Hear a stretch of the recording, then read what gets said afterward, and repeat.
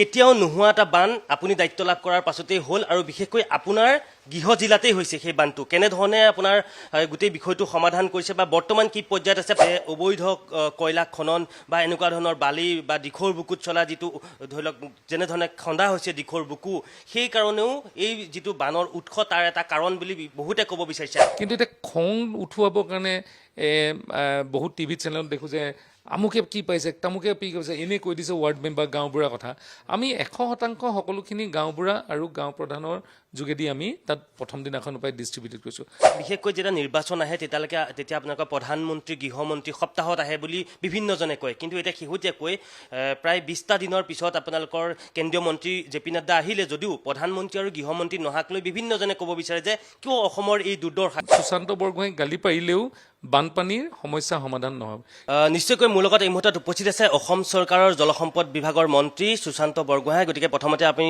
তেখেতৰ সৈতে কেইটামান কথা পাতিব বিচাৰিছোঁ কাৰণ কেতিয়াও নোহোৱা এটা বান আপুনি দায়িত্ব লাভ কৰাৰ পাছতেই হ'ল আৰু বিশেষকৈ আপোনাৰ গৃহ জিলাতেই হৈছে সেই বানটো কেনেধৰণে আপোনাৰ গোটেই বিষয়টো সমাধান কৰিছে বা বৰ্তমান কি পৰ্যায়ত আছে প্ৰত্যাহ্বান কেনেকুৱা আছিলে আপোনাৰ সন্মুখত 19 তাৰিখ দিনটো আছিলে 19 তাৰিখ দিনটো বিধানসভা চলি আছিলে বিধানসভাৰ মাজতে সেই 4-5 দিনমান নাছিলে মাননীয় মুখ্যমন্ত্ৰী ডাঙৰীয়া হঠাতে ক'লে যে আমি খবৰ পাইছোঁ ঢল নামি আহিছে নাজিৰাৰ ফালেদি আৰু অতিমাত্ৰা বৰষুণৰ বাবে নাগালেণ্ডত প্ৰায় 100 মিলিমিটাৰতকৈ ওপৰৰ বৰষুণ প্ৰায় 48 ঘণ্টা নাগালেণ্ডত 3-4 দিন মুখলধৰ হোৱাৰ বাবে ঢলখিনি আমাৰ ফালে নামি আহিছে আৰু দিখৌ এনেধৰণৰ ঢল নামি অহা 100টা বছৰত আজিলৈকে কাৰো মনত নাই বা কোৱা নাই মাননীয় মুখ্যমন্ত্ৰী ডাঙৰীয়া মোৰ এতিয়াও মনত আছে 19 তাৰিখৰ ৰাতিটো মই যেতিয়া গুৱাহাটীৰ পৰা ৰাওনা হৈছোঁ শিৱসাগৰলৈ মোৰ আগে আগে বিমল বৰা ৰাওনা হৈছে মাননীয় মুখ্যমন্ত্ৰী ডাঙৰীয়া 3টা ৰাতি 3টা বজালৈকে হেলিকপ্টাৰ ঠিক কৰোৱা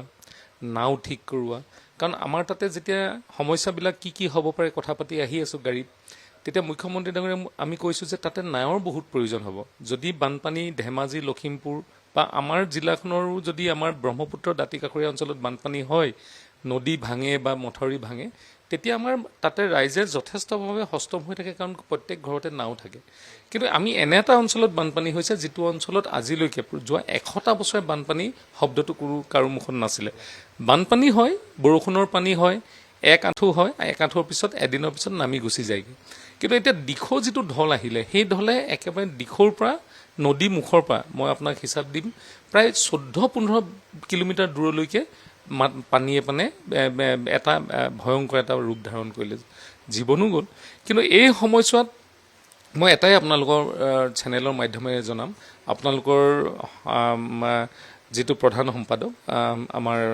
ৰাজদীপ বাইলুং তেওঁ গৈ পেলাই চৰজমিন কাৰণ তেওঁ নিজেও সেই তাত জন্ম সেইকাৰণে চৰজমিন তদন্ত কৰি ভিতৰৰ ফালে গৈছিলেগৈ তাৰপিছত যেতিয়া বানপানী প্ৰায় ঘৰৰ মুধচলৈকে হ'ল বহু মানুহৰ জীৱনো আমাৰ সেই সময়ত আমাৰ খবৰ পালোঁ তেনেধৰণে মৃত্যুমুখত পৰিছে আৰু মাননীয় মুখ্যমন্ত্ৰী ডাঙৰীয়া নাওসমূহ একেবাৰে ইটানগৰৰ পৰা আনিছে ইটানগৰত NDRFৰ 12 বেটেলিয়ন আছে তাৰ পৰা নাও আনিছে অসমৰ যিমান জিলাত নাও আছিলে সকলোবিলাক নাও তালৈ নিয়াৰ ব্যৱস্থা কৰিছিলে সেইখিনি আকৌ নাওবিলাক আমি ঠিক ঠাক কৰোঁতে বা ক'ত নিনিব টানা আজোৰা হৈছে নাজিৰা ফালে যাবনে ডিমৌ সমষ্টিত আহিবনে শিৱসাগৰ সমষ্টিত এনেধৰণৰ 2-3টা দিন ভয়ংকৰ এটা পৰিৱেশ অকল আমি উদ্ধাৰ কাৰ্য পানী আৰু যাতে তেওঁলোকে ভোকত থাকিব নালাগে বিস্কুট দিয়াৰ কাৰণে প্ৰশাসনৰ তৰফৰ পৰা আমি এইখিনি কাম কৰিছিলোঁ আৰু দ্বিতীয় কথাটো হৈছে যে তাত এতিয়া পানীটো আপুনি কৈছে যে বৰষুণ দিয়াৰ কাৰণে হৈছে কিছুমানে তাত এতিয়া বিভিন্নজনে ক'ব বিচাৰিছে যে অবৈধ কয়লা খনন বা এনেকুৱা ধৰণৰ বালি বা দিখৌৰ বুকুত চলা যিটো ধৰি লওক যেনেধৰণে খন্দা হৈছে দিখৌৰ বুকু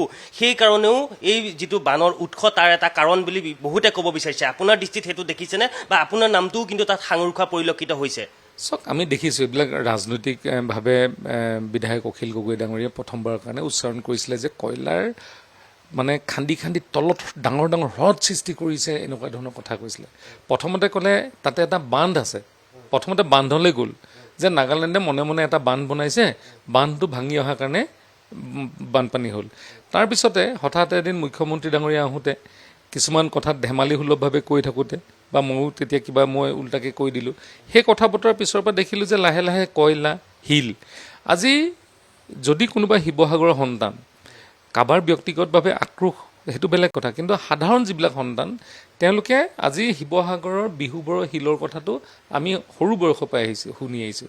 আৰু যেতিয়া আমাৰ অসমত একেবাৰে সৰু বয়সত আমি পিকনিক খাবলৈ গৈছিলোঁ বৰশিল বা আমাৰ এই শিল, সেই সময়ত আমি দেখিছিলোঁ যে আমাৰ বিহুবৰৰ শিলৰ যোগেদিয়ে গোটেই শিৱসাগৰৰ ঘৰ, শিৱসাগৰৰ ৰাস্তা পদূলি, যিমানখিনি প্ৰয়োজনীয় শিল, সেই শিলসমূহ আমি তাৰ পৰাই দেখা পাইছিলোঁ। এতিয়া বিহুবৰৰ শিল খনাৰ কাৰণে যদি মানে বাৰিষা উৎসৱ বুলি কয়, সেইটো মোৰ অকণমান মানি ল'বলৈ অসুবিধা হৈছে। সেইকাৰণে আমাৰ এটা হাইড্ৰলিক ইনফৰ্মেটিক চেণ্টাৰ আছে, HIU ৱাটাৰ ৰিচোৰ্চৰ। আমি এটা এতিয়া তাতে কিয় বৰষুণ ক'ত হৈছিলে, কেনে হৈছিলে, বানপানীৰ সৃষ্টি, কাৰণ আমিতো ভেটা দিব লাগিব। এতিয়া বানপানী হ'ল যিহেতু 100 বছৰ নাই হোৱা, এতিয়া হ'ল, আকৌ হ'ব পাৰে।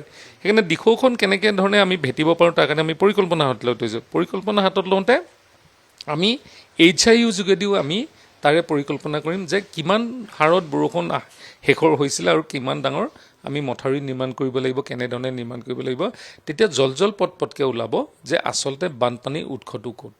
এতিয়া ৰাজনৈতিক কথা বতৰাত এজন মানুহে যেতিয়া হিংসাৰ ভাৱ বিয়পাবলৈ চেষ্টা কৰিব, বিভিন্ন ক'ব।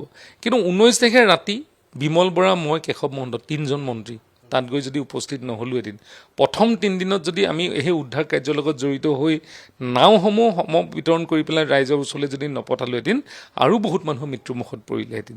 সেইকাৰণে এই যিবিলাক কথা বতৰাৰ কথা বহুতে কৈছে, এই কথা বতৰা মোৰ কিছু ডিমত আছে। আৰু মই এইকাৰণেও মই আপোনালোকৰ চেনেলৰ মাধ্যমেৰে ক'ম যে যোৱা 19-20টা দিন সাধাৰণ বহুত মানুহে ৰাইজক সহায় কৰিলে। একেবাৰে কোনো মানুহে ফেচবুকত এটাও ফটো নিদিয়াকৈ আমি জানো যে বহু ৰাইজক সহায় কৰিলে। কোনোবাই স্বেচ্ছাই সহায় কৰিছে, কোনোবাৰ আত্মীয় আছে, আত্মীয়সকলে মাতি পঠাইছে। কিন্তু কেতিয়া কৰিছে? 3-4 দিনৰ পিছৰ পৰা কৰিছে, যেতিয়া পানীখিনি নামিছে। কিন্তু ভৰ পানী অৱস্থাত যেতিয়া আছিলে, তেতিয়া ৰাইজে ইচ্ছা কৰিছিলে, কিন্তু বহুতে পৰা নাছিলে। সেই সময়ত আমাৰ এই নাওসমূহে গৈ কৰিছিলে। আৰু শেষত আমি এতিয়া দেখিছোঁ যে এটা ৰাজনৈতিক বাতাবৰণ সৃষ্টি হৈছে। আমি কি বিচাৰোঁ যে আমি সকলো মানুহৰ সহায় বিচাৰোঁ। যদি কোনোবাই ধৰক, মই কৈছোঁ যে ছ'চিয়েল মিডিয়াৰ ইনফ্লুৱেঞ্চাৰ যিকোনো এজন যদি সঁচাই ৰাইজক মানে কাম কৰিবলৈ ইচ্ছা কৰে, তেওঁলোকে গৈ পেলাই তাত দেখিব যে কোন পৰিয়ালে পোৱা নাই সুবিধা, চৰকাৰী সুবিধা নাপাব পাৰে। কাৰণ ইমান ভয়ংকৰ এটা পৰিৱেশত কোনোবাই হয়তো দিছে, কোনোবাই হয়তো দিয়া নাই, তাৰ তেনেকুৱা ধৰণৰ পৰিৱেশ হ'ব পাৰে।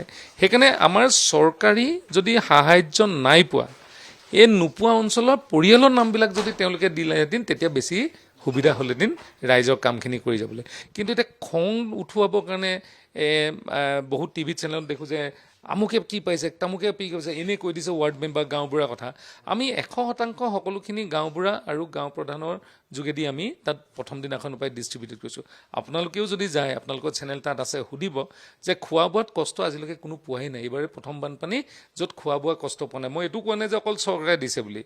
100% চৰকাৰে দিয়াৰ উপৰিও বহু এনেধৰণৰ মানৱ দৰদী মানুহ আছে যিসকলে এই ৰাইজসকলক উদ্ধাৰৰ কাৰণে অহৰ্নিশে চেষ্টা কৰিছে। এজনে 10 দিন পৰ্যন্ত কাৰোবাক খোৱা বস্তু দিছে। সেইকাৰণে খোৱা বস্তু সকলোৰে ফালৰ পৰা পোৱাৰ পিছত, পানী পোৱাৰ পিছত তাত সেইবিলাক অসুবিধা হোৱা নাই। এতিয়া ৰিহেবিলিটেশ্যনৰ এটা পৰিয়ালৰ মানুহৰ নামো, যিসকলে আজিৰ দিনত ষড়যন্ত্ৰ কৰিছে ৰাজনৈতিক, এজন মানুহৰ পৰিয়ালেও নাম দিয়া নাই। তেওঁলোকে অকল আমাৰ বদনামটো গৈছে, মুখ্যমন্ত্ৰীৰ বদনাম গৈছে, বিমল বৰাৰ বদনাম গাইছে বা অন্যান্য ৰাজনৈতিক কথা বতৰা কৈছে। কিন্তু পৰিয়ালবিলাকৰতো নাম দিয়া নাই, কোনে পাইছে, কোনে পাবলগীয়া, কোন বাকী থাকি গ'ল, কিয় বাকী থাকি গ'ল। এই কথাবিলাক ক'লেহে ইয়াৰ সমস্যা। এইটো এটা মানৱতা ভিত্তিত আমি কামবিলাক চাব লাগিব। বানপানীটোৱে সকলোকে তছনছ কৰি গৈছে। ইয়াতে আজিৰ দিনত সুশান্ত বৰগোহাঁইক গালি পাৰিলেও বানপানীৰ সমস্যা সমাধান নহয়। কিন্তু পৰিয়াল যিবিলাকে বঞ্চিত হৈছে, বঞ্চিত পৰিয়ালক যদি তেওঁলোকে নামবিলাক দিলেহেঁতেন টিভি স্ক্ৰীণত, বোলে এই 20টা পৰিয়াল আমুক গাঁৱৰ আমুক চুকৰ এইসকলক হৈছে, তাত কৈছে যে সুশান্ত বৰগোহাঁই কোনখন গাঁৱত অহা নাই। আজি মই যোনখন গাঁৱত সকলোতকৈ বেছি গৈছোঁ তাতো এটা বেনাৰ আঁৰি দিছে। এইবিলাক হ'ল ৰাজনৈতিক ষড়যন্ত্ৰ। আৰু ৰাজনৈতিক ষড়যন্ত্ৰই মই ভাবোঁ ৰাইজক উদ্ধাৰ কৰিব কাৰণে তেওঁলোকে ৰাজনৈতিক ষড়যন্ত্ৰ কৰা নাই।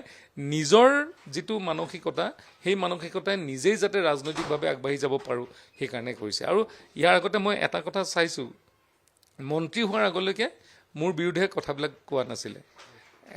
আমাৰ তাতে বহুত স্বয়ম্ভূ নেতা আছে, মই এজনৰ কথা কৈছোঁ, সকলোৱে কোৱা নাই। সেই স্বয়ম্ভূ নেতাজনেতো কি ব্যক্তিগত আখেজ আজিলৈকে গম নাপালোঁ। কিন্তু তেওঁলোকৰ সংগঠনটোৱে প্ৰথম 2-3টা দিন সেই নেতাজন ইয়াত নাছিলেই। কোনোবাই কৈছিলে বিদেশত আছিলে বুলি, দিল্লীত অভিৱৰ্তন কৰিলে, অভিৱৰ্তন কৰি দিল্লীৰ পৰা বিদেশলৈ গৈছে বুলিও কৈছে। 5 দিন মানৰ পিছত আহিছে, কিন্তু আহি পেলাই প্ৰেজেঞ্চ দেখাব লাগে কাৰণে ঢকিয়াই কথাবিলাক কয় আৰু আমাৰ বদনামবিলাক কয়। মই ভাবোঁ ৰাজনৈতিক কথাবিলাক পিছত কথা পাতিব পাৰিম, কিন্তু এই সময়ত যদি আমি 1-2 বছৰ লাগিব এইসকলক আমি তেওঁলোকক সংস্থাপিত কৰিবৰ কাৰণে। চৰকাৰে বহুত চেষ্টা কৰিব, 100% আমি লগত থাকিম। মুখ্যমন্ত্ৰী ডাঙৰীয়া প্ৰথম দিনাৰ পৰা যোৱাকালিলৈকে দৈনিক 3বাৰৰ পৰা 4বাৰ টেলিফোন কৰি পেলাই খবৰ লয় যে কি চলি আছে, কেনেকৈ চলি আছে। সকলো প্ৰাপ্যৰ পৰা বঞ্চিত নোহোৱাকৈ যাতে পায় তাৰ বাবে আজি তেওঁ কষ্ট কৰি আছে। মই ভাবোঁ এই চৰকাৰখনে এই সময়ত যথেষ্টভাৱে ৰাইজৰ লগ দিছে, সাধাৰণ ৰাইজেও লগ দিছে, চৰকাৰখনক যথেষ্টখিনি সহায় কৰিছে। আপোনালোকৰ চেনেলৰ মাধ্যমেৰে মই সকলোকে ধন্যবাদ জ্ঞাপন আৰু কৰিছোঁ। এটা কথা মই সুধিছোঁ, যিহেতু আপুনি সেইটো বিশেষকৈ যেতিয়া নিৰ্বাচন আহে তেতিয়া আপোনালোকৰ প্ৰধানমন্ত্ৰী গৃহমন্ত্ৰী সপ্তাহত আহে বুলি বিভিন্নজনে কয়, কিন্তু এতিয়া শেহতীয়াকৈ প্ৰায় 20টা দিনৰ পিছত আপোনালোকৰ কেন্দ্ৰীয় মন্ত্ৰী জে.পি. নাড্ডা আহিলে যদিও প্ৰধানমন্ত্ৰী আৰু গৃহমন্ত্ৰী নহাক লৈ বিভিন্নজনে ক'ব বিচাৰে যে কিয় অসমৰ এই দুৰ্দশা। কাৰণ উজনি অসমত আপুনিও কৈছে যে 100 বছৰ নোহোৱা এটা বানপানী হৈছে, 100 বছৰ পূৰ্বলৈকে আমি দেখা নাই। গতিকে এনেকুৱা এটা দুৰ্যোগৰ সময়ত প্ৰধানমন্ত্ৰী বা গৃহমন্ত্ৰী অহাটো প্ৰয়োজন আছিল বুলি আপুনি বোধ নকৰেনে? মই আপোনাক 2টা মন্তব্য দিব বিচাৰিছোঁ। প্ৰধানমন্ত্ৰী গৃহমন্ত্ৰী যদি চাই যোৱাৰ পিছত আমি যদি পুঁজি নাপাওঁ তেতিয়াহ'লে প্ৰধানমন্ত্ৰী আৰু গৃহমন্ত্ৰী অহাৰ প্ৰয়োজন নাথাকে। আপোনালোকে এটা ৰেকৰ্ড আছে ন, অসমততো বহুত বানপানী হ'ল, বহুতবাৰ প্ৰধানমন্ত্ৰী আহিছে, বহুতবাৰ আহিছে। আপোনালোকে চাব যে কোনজন প্ৰধানমন্ত্ৰী অহাৰ পিছত কিমান দিনৰ মূৰত আমি আমাৰ ৰাজসাহাৰ্য পাইছোঁ বা আমি সাহাৰ্যসমূহ পাইছোঁ। আজি প্ৰধানমন্ত্ৰীজনে পাৰ্লিমেণ্টৰ ভিতৰৰ পৰা মাননীয় মুখ্যমন্ত্ৰী ডাঙৰীয়াৰ লগত যোগাযোগ কৰিছে। গৃহমন্ত্ৰী ডাঙৰীয়া আমাৰ যিটো পুঁজি, এই পুঁজিটো ৱাটাৰ ৰিচোৰ্চৰ পুঁজি নহয়, এইটো হ'ল আমাৰ যিটো ডিজাষ্টাৰ মেনেজমেণ্টৰ পুঁজি, দুৰ্যোগ ব্যৱস্থাপনা পুঁজি, NDRF যিটো ফাণ্ড, সেইটো গৃহ মন্ত্ৰালয়ৰ পৰা আহে। আৰু গৃহ মন্ত্ৰালয়ে যিমান আমি ৰাজনৈতিক নেতা যাওঁ, আমি ৰাজনৈতিক নেতাই চাবলৈহে যাম, গোটেই ব্যৱস্থা কোনে কৰিব? জিলা আয়ুক্তগৰাকীয়ে কৰিব লাগিব। জিলা আয়ুক্তই কেতিয়া কৰিব? যেতিয়া জিলা আয়ুক্তৰ ওচৰত পইচা পাব। আৰু অসম চৰকাৰে তেনেধৰণে ভাৰত চৰকাৰে আমাৰ ডিজাষ্টাৰ মেনেজমেণ্টত এনেধৰণে পুঁজি দি থৈছে আৰু মুকলি হাতে খৰচ কৰিব পৰাকৈ পুঁজি দিছে, যাৰ বাবে আজি খুব কম দিনৰ ভিতৰত ইণ্টাৰ মিনিষ্ট্ৰী মানে বিভাগ কেইটামান থাকে নহয়, তাৰে ভিতৰত জইণ্ট ছেক্ৰেটেৰিয়েট চৰজমিন কৰি পেলাই আমাক কৈ থৈ গৈছে যে এনে বানপানীত ভাগিলে 1,20,000, আমি যাতে 3 লাখ পৰ্যন্ত আমি ৰাইজক যাতে এটা ঘৰৰ কাৰণে পুঁজি দিব পৰাকৈ থাকিব পাৰোঁ, তাৰ বাবে তেওঁলোকে আমাক সাহস দি গৈছে। আৰু গৃহমন্ত্ৰী আৰু প্ৰধানমন্ত্ৰীজনে আমাক সহায় কৰাৰ কাৰণেহে, মুখ্যমন্ত্ৰী ডাঙৰীয়াই আমাক সহায় কৰাৰ কাৰণে আমি ৰাইজৰ মাজত আজি তেনেধৰণে অনবৰত থাকিব পাৰিছোঁ। আগতে কি হয়, আগতে চাউল যাবৰ কাৰণে 10 দিন সময় লাগে, 5 দিনৰ পিছত বাৰ্ণাঢ্যই চাউল পায় বুলি নিউজত ওলায়। চাউলক লৈ পেলাই মানুহে নিউজ কৰিবলগীয়া হয়, কিন্তু আজি প্ৰায় 6 লাখ মানুহে বানপানীত আজি তেওঁলোকে থাকিবলগীয়া হৈছে, কিন্তু খোৱাৰ ক্ষেত্ৰত কোনো ভোকত থাকিবলগীয়া হোৱা নাই। এইটোৱে হ'ল দুখন চৰকাৰৰ পাৰ্থক্য। এতিয়া আমাৰ সংস্থাপনটো 100% কেন্দ্ৰীয় চৰকাৰৰ সহযোগত হ'ব, আৰু তাৰপিছত আমাৰ ৰাস্তা পদূলি আৰু আমাৰ যিবিলাক মথাউৰি, শিৱসাগৰ বহুখিনি কাম আমি কৰিব পাৰিম শিৱসাগৰ জিলাৰ। আপুনি কৈছে যে আপোনাক গালি পাৰিলে বানপানীৰ সমস্যাটো সমাধান নহয়। শেহতীয়াকৈ দেখা পোৱা গৈছে যে আপোনাক বিভিন্নজনে সমালোচনা কৰাৰ লগতে কালি এটা দৃশ্য দেখা পোৱা গৈছে যে এখন বান সাহায্য আপোনালোকে পঠিয়াই দিছে, সেই ট্ৰাকখন উভতাই পঠিওৱাৰো এটা ভিডিঅ' কিন্তু ভাইৰেল হৈছে। গোটেই বিষয়টোক লৈ আচলতে আপুনি কি ক'ব বিচাৰিব, আৰু কোনটো চক্ৰই আপোনাৰ বিৰুদ্ধে এনেকুৱা ধৰণৰ কাৰ্য কৰি বা লিপ্ত হৈছে বুলি আপুনি ভাবিছে? মইতো বান সাহায্য দিয়া বন্ধ কৰা, ব্যক্তিগত বান সাহায্য দিয়া বন্ধ কৰিলোঁ আমি প্ৰথম 3টা দিনৰ পিছতে। প্ৰথম 3টা দিন যেতিয়া ৰাইজে ঘৰৰ মুধচত আছিলে, ৰাইজে যেতিয়া চাদৰ ওপৰত আছিলে, তেতিয়া আমি নাৱে আমাৰ কাৰ্যকৰ্তাসকলে অন্ততঃ পানীৰ বটল, 1 কেছ পানী বটল, বিস্কুট, শুকান চিৰা, মানে আমাৰ আমুল তাজা পেকেট, চেনি, এইবিলাক দিয়াৰ ব্যৱস্থা কৰিছিলে সেই সময়তে প্ৰথম আৰম্ভণি।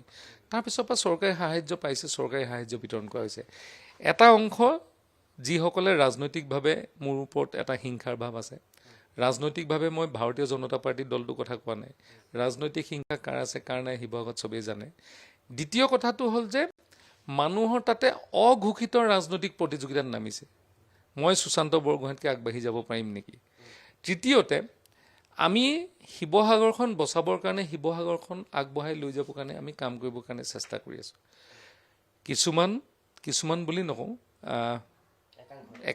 একাংশৰ মানে নিজকে জাতীয় দলৰ নেতা বুলি কয়, যিটো 2 ভাগ 3 ভাগ হৈ আছে, সেই তেনেকুৱা ধৰণৰ নেতৃবৃন্দই কিবা কাৰণত ভয় খাব পাৰে, হিংসা কৰিব পাৰে বা ৰাতি চকুত টোপনি নহা হ'ব পাৰে, কাৰণ মই মন্ত্ৰী হ'ব নালাগে বুলি যথেষ্ট মেছেজ কৰি পেলাই ষড়যন্ত্ৰমূলক কিছু নাটক ৰচনা কৰিছিলে, সেইসকলে চিঞৰ বাখৰ কৰা আমি দেখা পাইছোঁ। আৰু মই দেখিছোঁ যে সেইসকলে চিঞৰ বাখৰ কৰিছে, কিন্তু আজিলৈকে কাৰোবাক সহায় কৰা আজিলৈকে মই দেখা পোৱা নাই। সেইকাৰণে মই ইমান সেইবিলাক কথালৈ মই চিন্তিত নহয়, চিন্তা কৰাও নাই। কিন্তু মই যোৱাবাৰ যিখন নাটক কৰিলে, সেই নাটকখন মই তোমাক আকৌ কৈছোঁ আপোনাক, যে প্ৰথম কথা হ'ল যে গাড়ীখন মই পঠোৱা নাই, বিস্কুট এতিয়া দিয়াৰ কোনো পৰিৱেশ নাই, কাৰণ মানুহৰ মাজত খোৱাৰ যথেষ্ট বস্তু আছে। দ্বিতীয় কথা হ'ল যে তাত যিবিলাক এটা নিউজ চেনেলত বক্তব্য ৰাখিবৰ কাৰণে মানুহ গোটাইছিলে, চাৰ্ট পেণ্টবিলাক চাবচোন, বানপানীত সেইবিলাক চাৰ্ট পিন্ধি কেতিয়াও নাযায়গৈ। এজনেতো কৈ দিলে এয়া ৱাৰ্ড মেম্বাৰ, আমাৰ গোটেই ৱাৰ্ড মেম্বাৰ আৰু গাঁওবোৰেই গোটেই ডিষ্ট্ৰিবিউশ্যন যোৱা 20 দিন কৰি আছে, তেওঁলোকে ৱাৰ্ড মেম্বাৰ নাই যোৱা। মই নাই যোৱা ঠিকে আছে, মই সকলো জেগাতো যাব পৰা নাই, কাৰণ মই যদি ঘৰে ঘৰে যাওঁ 10,000 মানুহৰ ঘৰৰ পৰিয়াললৈ যাবলৈ এদিনত যদি 100 ঘৰো যাওঁ, মোৰ 10 বছৰ লাগি যাব। আমি কি কৰোঁ, আমি ঘৰে ঘৰে প্ৰথম অৱস্থাত চাই লওঁ পানীয়েদি, তাৰপিছত আমি নেটৱৰ্কিংটো কৰোঁ, যেনেধৰণে সকলোৱে বস্তু পায়, কি কমি আছে কি কমি নাই, বা কি চৰকাৰী ব্যৱস্থা কৰিব লাগে কৰিছোঁ, কাৰণ পানী কেনেকৈ উলিয়াব লাগে মেচিন লগাইছোঁ দৰিকাৰ ওপৰত, সেই কামবিলাক আমি সুকলমে কৰিছোঁ। সেইকাৰণে এইবিলাক এটা ৰাজনৈতিক ষড়যন্ত্ৰ, আৰু ৰাজনৈতিক ষড়যন্ত্ৰই আমাক মানসিকভাৱে, কাৰণ ইমানেই আমি মানসিক শক্তিশালী যে আমাক এনেধৰণৰ সৰু সুৰা যিবিলাক ষড়যন্ত্ৰ এইবিলাক আমাক একো চুবই নোৱাৰে। আৰু মাথাউৰি যিটো নিৰ্মাণ কৰাৰ কথা কৈছে, মানে এনেকুৱা ধৰণৰ যিটো পৰিকল্পনা কৰিছে, সেইটো ক'ৰ পৰা ক'লৈকে মাথাউৰিটো বনাৰ পৰিকল্পনা কৰিছে? চাওক, আমি শিৱসাগৰ প্ৰায় গোটেইকেইটা মথাউৰি এইবাৰ ওখকৈ নিৰ্মাণ কৰা হ'ব, আৰু বিশেষকৈ আমাৰ নাজিৰা যিটো পাৰ্ট 15 কিলোমিটাৰ মথাউৰি নাই। আৰু সকলোতকৈ মই এটা কথা কৈ দিওঁ, এবছৰ আগতে মথাউৰিটো চেংচন কৰিছিলে মাননীয় পীযুষ হাজৰিকা ডাঙৰীয়া, ৰাইজে মাটি নিদিলে, তাৰে আধাই ক'লে যে আমাৰ ইয়াত বানপানীয়ে নহয়, আমি মথাউৰিটো মাটি এৰি নিদিওঁ। সেইকাৰণে সেইদিনাখন মাননীয় মুখ্যমন্ত্ৰী ডাঙৰীয়াৰ লগত তেখেতসকলে কৈছে, বেয়াও লাগিছে বানপানীত বিধ্বস্ত অঞ্চলটোত, কৈছে যে প্ৰস্তাৱিত মথাউৰিটো, তাৰমানে প্ৰস্তাৱিত মানে আগতে প্ৰস্তাৱ লৈ থোৱা মথাউৰিটো নিৰ্মাণ কৰিবৰ কাৰণে মাননীয় মুখ্যমন্ত্ৰী ডাঙৰীয়াক তেখেতসকলে জনাইছে। আমি এই গোটেইখিনি খুব কম দিনৰ ভিতৰতে কৰি সম্পূৰ্ণ কৰিম। ধন্যবাদ জ্ঞাপন কৰিছোঁ এইখন সময় দিয়াৰ কাৰণে। আৰু প্ৰত্যাহ্বান যথেষ্ট আছিলে। মই আৰু এটা কথা সুধিছোঁ, আপুনি দায়িত্ব লোৱাৰ পিছতে কিন্তু এটা বৃহৎ প্ৰত্যাহ্বান, এনেকুৱা ধৰণৰ পানী আগতে যিহেতু হোৱা নাই, আৰু কিমান বাকী আছে এইটো সমাধান কৰিবৰ কাৰণে? বা চাওক, বানপানীটো এনেও অসমত এটা সমস্যা হৈ থাকিব সদায়। বানপানী মুক্ত কৰিবৰ কাৰণে আমি চেষ্টা কৰিছোঁ, মানে মথাউৰিবিলাক যাতে নেভাগে জিঅ' টিউব কৰি পেলাই। বানপানী অসমত কেলৈ নহ'ব? অসমত কিমান নদ নদী আছে, আমি যদি মূল নদ নদী চাওঁ, ব্ৰহ্মপুত্ৰ বৰাকৰ লগত উপনৈসমূহ, তেতিয়াহ'লে আপোনালোকে দেখিব প্ৰায় 45-46খন ডাঙৰ নদী আছে, তাৰ লগত বহুত উপনৈ আছে। আমি সমতল উপত্যকাত আছোঁ, চাৰিওফালে আমাৰ পাহাৰ, বৰষুণ, আজিকালি ক্লাইমেট চেঞ্জৰ কাৰণে বৰষুণ হৈছে। বানপানীটোৰ পৰা আমি মুক্ত কেতিয়াও হ'ব নোৱাৰোঁ, কিন্তু বানপানী ৰোধ কৰিব পাৰিম, গৰাখহনীয়া কম কৰিব পাৰিম। কিন্তু এইটো অসমৰ এটা বিভাগ, যিটো বিভাগত যোনেই মন্ত্ৰী হয় কেতিয়াবা নহয় কেতিয়াবা ইয়াৰ সন্মুখীন হ'বই লাগিব, আৰু সন্মুখীন হ'বৰ কাৰণে আমি মন্ত্ৰিত্বৰ দায়িত্ব লৈছোঁ। আৰু মাননীয় মুখ্যমন্ত্ৰী ডাঙৰীয়াৰ সবল নেতৃত্বত আৰু চৰকাৰখনে যোৱা সময়ছোৱাত অৰ্থনৈতিকভাৱে শক্তিশালী হোৱাৰ বাবে আৰু কেন্দ্ৰীয় চৰকাৰৰ সহযোগিতা থকাৰ বাবে আমি প্ৰায়বিলাক সমস্যা আমি সমাধান কৰিব পাৰিম। আৰু এনেধৰণে তেওঁ কৈছে যে যিখিনি প্ৰত্যাহ্বান আহে সেইখিনি তেওঁ সম্পূৰ্ণৰূপে দায়িত্ব তেওঁ যি পৰে সেই দায়িত্ব পালন কৰি যাব আৰু আগন্তুক দিনত। কিন্তু এটা কথাই কৈছোঁ যে যিসকলে তেওঁক ৰাজনৈতিকভাৱে সমালোচনা কৰিছে, সেই সমালোচকসকলক তেওঁ এটা কথা ক'ব বিচাৰিছে যে তেওঁলোকে সমালোচনা কৰিলে বোলে তেওঁ যি দায়িত্ব, সেই দায়িত্বৰ পৰা তেওঁ কেতিয়াও পিছুৱাই নাহে।